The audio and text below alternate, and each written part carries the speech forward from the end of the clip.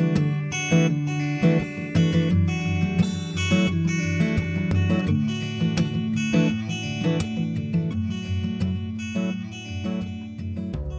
there, I'm Larissa from Botanical Paperworks, and today I'm going to show you how to create your own DIY at-home potting soil mix for indoors.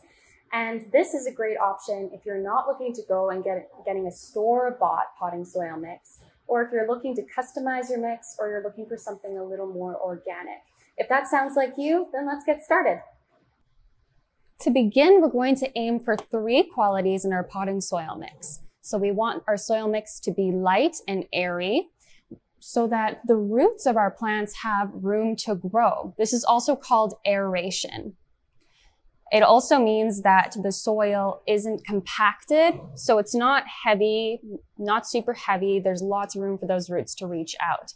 As well, we want our soil to be moisture retentive. One huge problem with plants is overwatering or underwatering. See here, we have a drainage tray, which is really helpful. But we're going to be adding some soil amendments that help with that as well. We also want our soil to be nutrient based.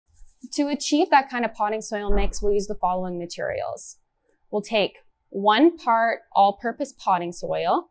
This one is 100% organic with worm castings, also known as worm poop, which aids with nutrients and makes the soil yummy for plants. They really like that. As well, it has peat moss, which helps with aeration, bringing more room into the soil, and water retention. Alternatively, you could also just add worm castings to your soil instead of getting it already in the mix, or you could use a different organic fertilizer. Coco coir is also an option, but it tends to be harder to find. Then we want to do 1 part lava rock, which is also called pumice, or sand, which we also have here. You could use one or the other. For our mix, we're going to use a little bit of both.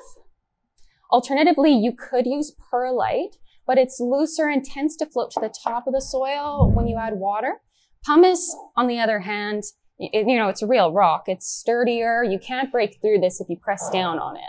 That's not going to happen. But if you had perlite here, it would kind of turn into dust. It would be very dusty. As well, you want a pot with a drainage hole. Here we have a large one. See, there's a hole at the bottom and a tray to catch all that water at the bottom. As well, you can use a trowel for mixing, or you can just use your hands. I'm going to do that today because it's really fun. All right, now depending on what you're planting, you're going to want to adjust your soil mix a little bit. Wildflowers prefer low nutrient soils, so you can get away without added fertilizers. Vegetables or herbs, on the other hand, may benefit more from fertilizers, so you can customize your soil mix a little bit different for them. If you're planting something else, do a little research into what the plant likes. Succulents, for instance, need a lot of drainage in their soil. So you might want to add more lava rock or sand or any other soil amendments that add some drainage to the soil. All right, now we're ready to start mixing. First, I'm going to fill this pot about 3/4 of the way full with potting soil. Now this is going to get a little bit messy, but that's fine. That's what gardening's supposed to be. If you get some soil on the table, it's not a big problem. Look at me here, I'm getting messy. Here we go, white table and soil. They mix together really well. Now, once you're happy with how full your pot is, that's looking pretty good, then we're going to add about 1 scoop of sand. I'm just going to take a handful here. Now, this isn't an exact science. You kind of just want to go for it. You really just want to get, for a ratio, probably 2 parts soil to 2 parts sand.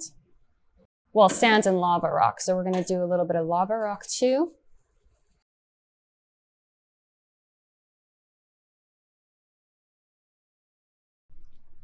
And keep mixing that.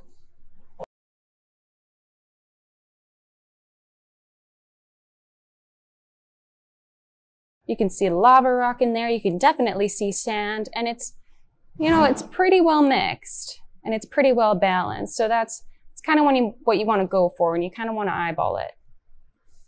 All right, now once your soil is looking mixed and balanced, you're ready to plant. I'm going to plant these Botanical Paperworks Wildflower Seed Paper Business Cards. These are great. You can see here that there's little bumps in the card, and those are the wildflower seeds. I'm going to tear up this business card. Ooh, here it goes. We're getting crazy. Having fun, planting a business card. And I'm going to spread them out over the soil. You don't have to do this. I like to, just so the flowers get spread out a little bit more as they grow.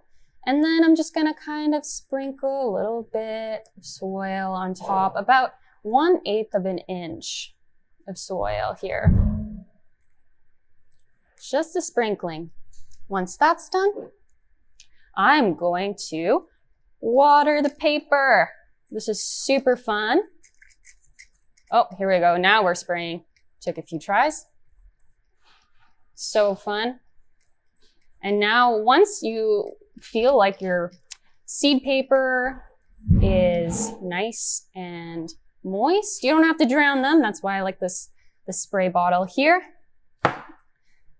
You just have to keep that moist in the germination period. And then once that's over, you can just make sure that you're not overwatering them too much, but keeping them moist, and keep them in the sunlight. A south-facing window is best. Make sure that they're warm.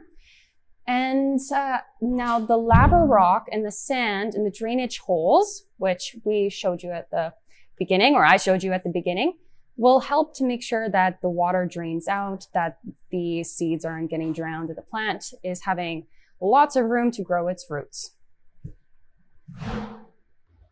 And that's it. Now we just wait for your plants to grow.